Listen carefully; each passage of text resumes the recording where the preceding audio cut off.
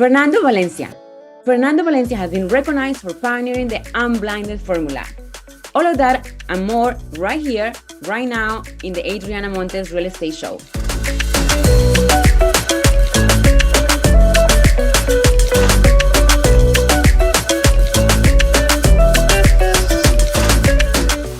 Welcome to the Adriana Montes Real Estate Show. I'm so excited that today we're here with an honored guest friend of mine, Fernando Valencia, and you'll hear much more about him shortly.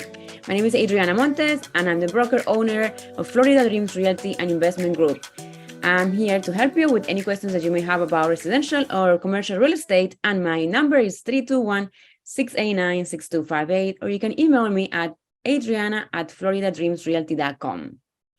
Well, Fernando Valencia and Unblinded. Let's talk about this pioneer, this trailblazer, this amazing entrepreneur that has come to my show. And actually, I had a chance to interact with him so many times, train with him, learn from him, and also go to Grand Cayman with him in the group. And I'm here right now presenting him. And I'm super, super, super happy that he is here. He's Colombian. And I can't wait for you to hear about this successful entrepreneur Latino leader. Fernando, welcome.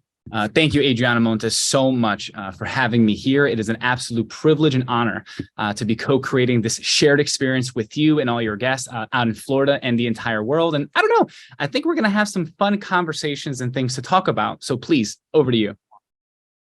Thank you so much, Fernando. And I owe it to Sean Calaghi, your leader, my mentor, and also to you and your group about improving the way how we speak, the way how we communicate, the way how we create these shared experiences, and also how we influence people and how we communicate through all of these ecosystems. So thank you. I had the privilege to be part of the Unblinded system, and I'm so happy that you're here to share more of that to our audience. So I want to start with your story, your life story. You're Colombian, I'm Colombian. We are actually from the same city, from Cali, from Buga. My mom was born in Buga, so that was so dear to my heart when I got to learn that. And I want you to tell us, I know you're first generation immigrant here.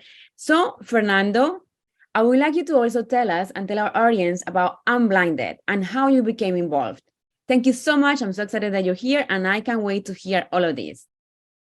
Well, Adriana, Unblinded is certainly more than an organization. It is what we would call a movement, a lifestyle, a way of life. And the fundamental question that we as co-founders, or at least certainly myself, look to answer is why? Why don't honest, hardworking, integrous people ever truly establish the money, time, and magic they want? I don't understand, especially coming from the Latin culture. We're extremely hardworking, dedicated people, and we wanted to bring that work forward. And I have the privilege to learn from our mentor, who I would call my coach, Sean Calaghi, the visionary of this work. And he began to teach me this thing called the formula that we will begin to unpack as we go through this conversation. But how I got here was actually through another common mentor that we have. His name is the guy with the big hands, Tony Robbins. I was 27 years old. I had just already built my first $1 million business when I was 21. I was in the world of event production planning, digital marketing, doing all things, influencer related.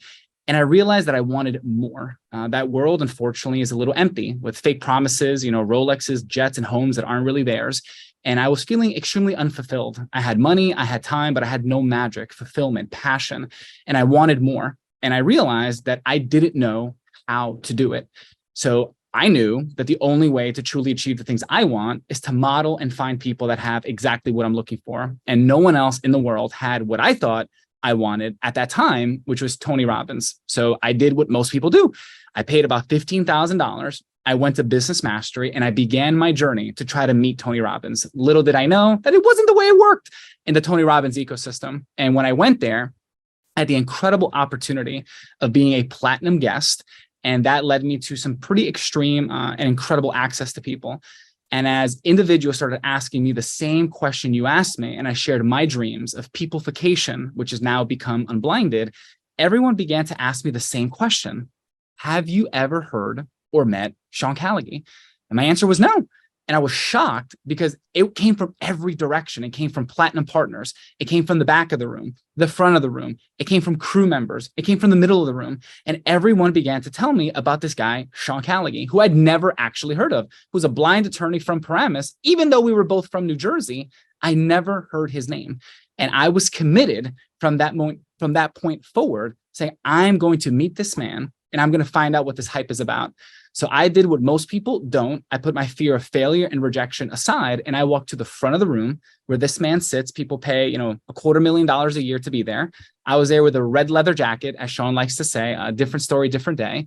And I began to tell that man who I was and what I wanted. And what I realized fairly quickly, Adriana and everyone, is that this man was telling me things I hoped to hear and gave words to things I thought I knew. As someone who had read over 1,000 books, I was certified in dozens of different methods of communication, which I will not mention.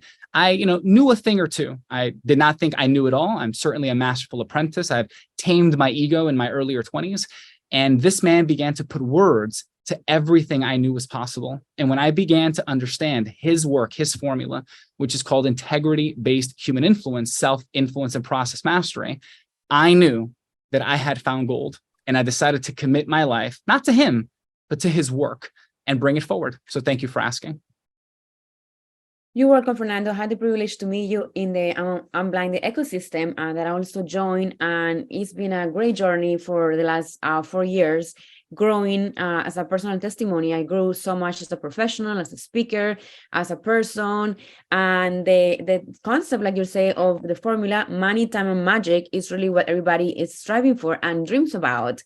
And again, I'm from Colombia. I came here pursuing the American dream at 18, knowing no English. And it has been my American dream, working so hard for it, and I was able to get it. But I also heard that your family came from Colombia, and I want to also give you some space to share about your family and how was their journey as immigrants and how was your journey? Well, thank you, Adriana. And the truth is, I would be nowhere without my mom, my dad, and my 2 brothers. And I've had the privilege to have a lot given from them of love, empathy, respect, morals, values. And there's a couple things they did not give me, and that was financial abundance and or the understanding of how to do so. My parents migrated from Colombia in 1986 to Union City, New Jersey. And I always like to say it is wild that I am the son of a man who was literally born in a barn next to horses and pigs in Colombia. And just recently this year, I received the Beacon Award from the Ellis Island Honor Society, created by President Ronald Reagan, and who honors the top 15 most influential philanthropic immigrants in America. And my parents don't even speak English. How did I possibly begin to accomplish that? That was through this work, the formula. But back to the question. My parents came here from Colombia in 1986. And the reason why my name is Fernando Jesus Valencia and my father's name's Fernando, I am not Fernando Jr., I am Fernando Jesus, is because I do believe in God, is I was a miracle. When my mother was in her 40s, she had a son. So imagine this. It's November 3rd, 1990, and Fernando Valencia is born. And after 3 open heart surgeries in 4 days, he passed away. And that was my older brother. And my mother, being in her 40s and a God-fearing woman, the doctors told her if she ever tried to have another son again, not only would the baby pass away, there's a very high possibility that she wouldn't make it. Now, my brothers were in their teens and clearly they did not want mom to pass away. So it was a very traumatic and impactful time in my family's life. And my mother, being the mother she is, went to Buga, which I did not know. That's where your mother was born, which is incredible and a beautiful unifying fact. And she went to El Señor de los Milagros and prayed and said, God, if you give me a boy, I promise I will name him after you. And fast forward 1 year later, November 1st, which just happens to be All Saints Day, I was born prematurely. In my entire life, I have felt like that has been a blessing. I've always been the quote unquote underdog. I wasn't supposed to be born. I was born premature. I wasn't supposed to make it. I had surgeries as a baby. And I've always felt destined to bring God's work. I would go with light and integrity to the world. And as the youngest of 3, I grew up not wanting to be an entrepreneur. I was actually short, shy, and chubby for most of my life. I wasn't the man and the influential person I am today. I was extremely timid and introverted. And I knew that I wanted one thing. And at 13 years old, it wasn't money. It wasn't wealth. It was actually to keep my parents together, because the conversations that were had at home were about bills, debt, divorce. And the naive, innocent boy in me said, well, I know what I need to do. I need to make money to keep my parents together. I didn't want to be the cool entrepreneur. I didn't want the watches. I didn't want the lifestyle. I just wanted my parents to not get divorced, which, by the way, they're still happily together, still fighting like typical Latinos, but I love them and they're perfectly imperfect. And at 13 years old, I decided to get my first job making $5 an hour as a wedding photographer. And that brought me to make my first six figures when I was 16, not selling drugs. I was a wedding photographer, and that became my first profession. And I loved it because it gave me the opportunity to be around people and hide behind the camera. And that is where my personality began to flourish. And fast forward, I was 17 years old when I met Get Busy Izzy from 103.5, the new KTU. And I was blown away by this man. He was charismatic, good looking, well-dressed, confident, energetic, everything I was not. And I remember in a 17-year-old days, just walking up to him and saying, what the heck do you do? And he laughed. He told me, and he became my mentor. And from that moment forward, I discovered the microphone. And that led to my first really incredible career in events and entertainment. And that has led me at least to the beginning stages of where I am today. So thank you for asking, Adriana. Yeah, wow, what an incredible story. At 13 years of age, you started working. And how this is something that unifies all of us Latinos. You know, we always have our family in our hearts and we always want to provide for our family. That was also a dream of mine, that if God blessed me and if I was able to make the American dream, I will help my family as well. And that's currently what I do. And it's not a burden. It's actually, I get to do this. I get the privilege to provide for my family. I get the privilege to share these blessings with my family. And that's something so special about immigrants, something that a lot of people don't understand, but it is actually one of my purpose in life, and I see yours also, being able to provide for your family so that they didn't have to get divorced. That's beautiful of you, Fernando, at 13 years of age, going to work. So, and then at 21, making your first million through photography, through your own business. That is incredible as well. How dedicated you are. So I also want you to tell us about your college story. What was your career? What did you decide to study? How was your experience? Take us a little bit into that journey. So Adriana, beautiful question. These are things that I don't really share as often anymore. Growing up, I grew up in the typical thinking and system, which I will address in a moment, that school was the key and that school was the future. And my parents didn't really ask me for a lot, but they certainly asked me to have good grades. And as a shy boy, I wasn't really the popular boy in school. I was short and chubby, as I mentioned. So school really became my thing. And I had the privilege to graduate with a 3.97 GPA in high school. I was 13th of my class of close to 500.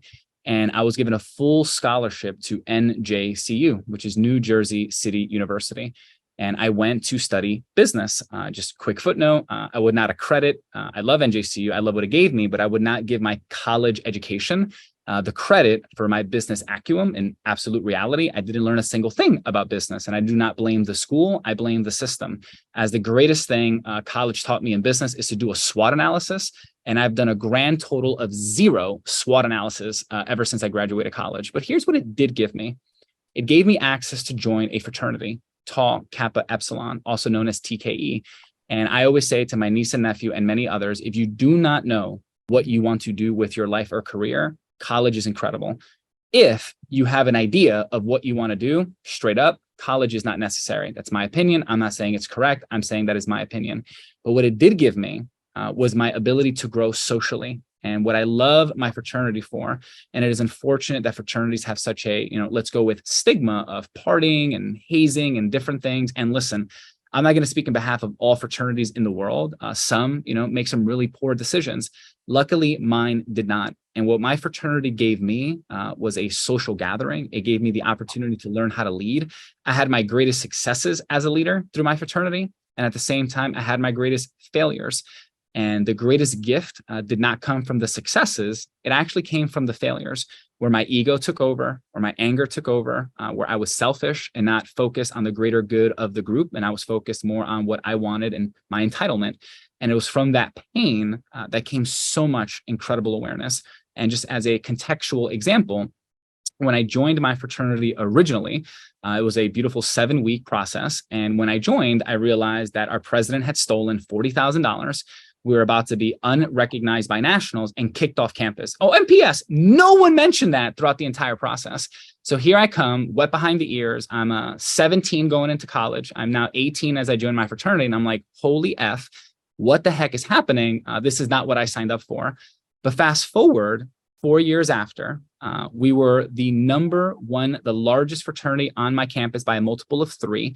We had over 57 active members, and the closest below us had under 15. We were number 3rd in the nation out of 257 chapters at one point. Just keeping in mind I was competing with schools like USC and the University of Florida, who had hundreds of members. I believe USC had over 800 members, beautiful mansions, big houses, all these resources. We did not. But what we had was dedication, what we had was leadership, and what we had was brotherhood. We eventually raised over $500,000 for nonprofits in my 4 years, which is certainly nothing to sneeze at, from a small commuter school. And our president at the time, she is no longer there, said we were the greatest fraternity NJCU had ever had. And I do not take full credit for that, but with absolute humility and truth, I was definitely one of the greatest leaders of that group. And I personally enrolled over 30 members in my time there. And it was such an incredible experience. As I mentioned, I learned so much about leadership, what to do, what not to do. And I would not be the man I am if it was not for Tau Kappa Epsilon TKE. Wow, Fernando, I love that story because, like you said, usually American culture fraternities are known for partying and for just getting drunk and just, I don't know, just getting by. But your story of, taking leadership and raising all this money for great purposes, and also recruiting 30 students for your fraternity, that is incredible. That is actually, I believe that you did great use of your college, and it made you a better person for a leader. And also persistency. For me, I'm a big believer in education. I believe that it creates character, and it builds that persistency in a person, to show that you are able to start and finish something. And if you do it with excellence, I also have great grades like you. So kudos to us great students. If you do it with excellence, you actually are a great example for other people, and you can get into great relationships. And no more than that, you're a great example for future generations and for your kids. So I'm so proud of you. And I'm very happy to hear all of that story, how you transform your college into a leadership career.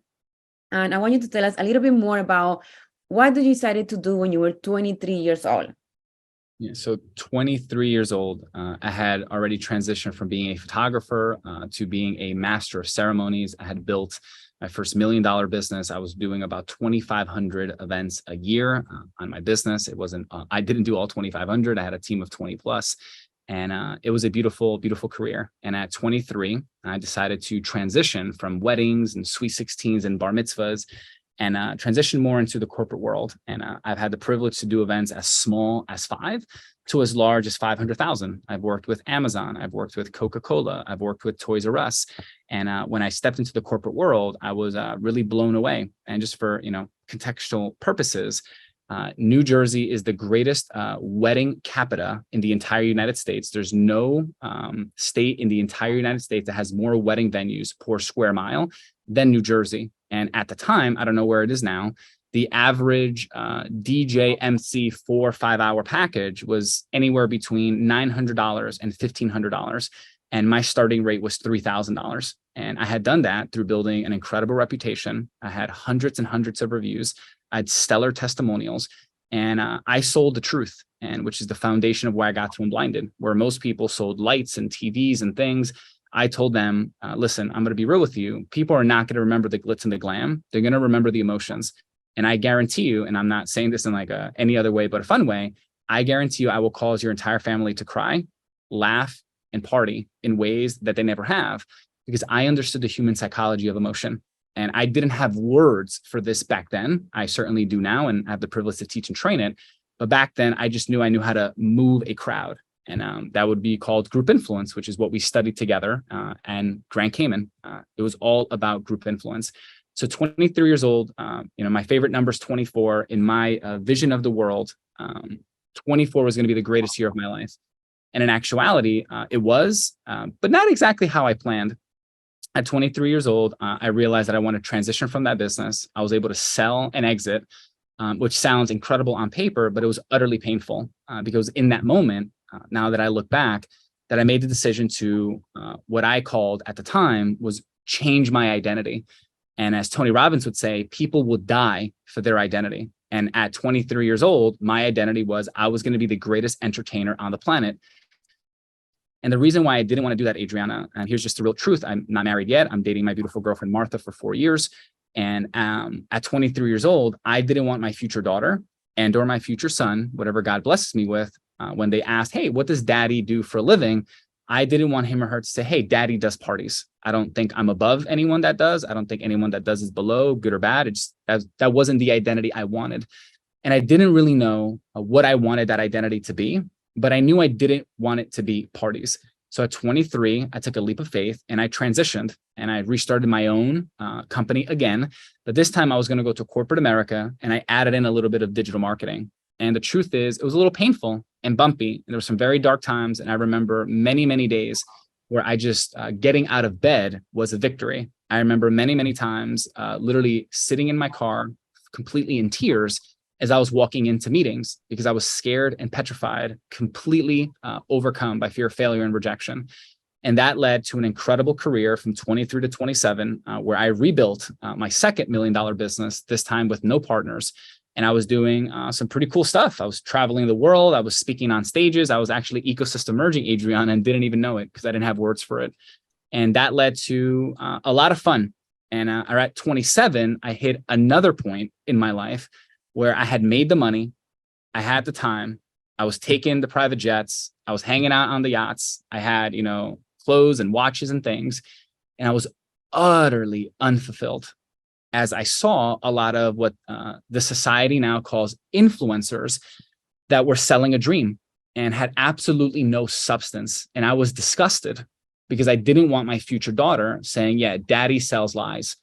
And that's what I felt I was doing. I wasn't aligned with it. I really only sold things I believed in.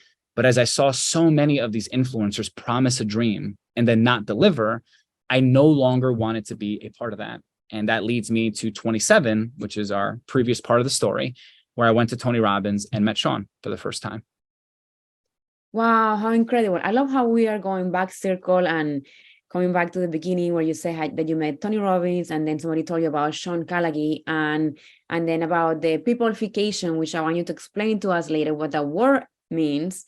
And then the concept of time, magic, and money. So yeah, why Unblinded? And I want to hear more about what's your why, what drives you every day, and what drives you every day to keep committed to this movement and to keep influencing others to join the movement.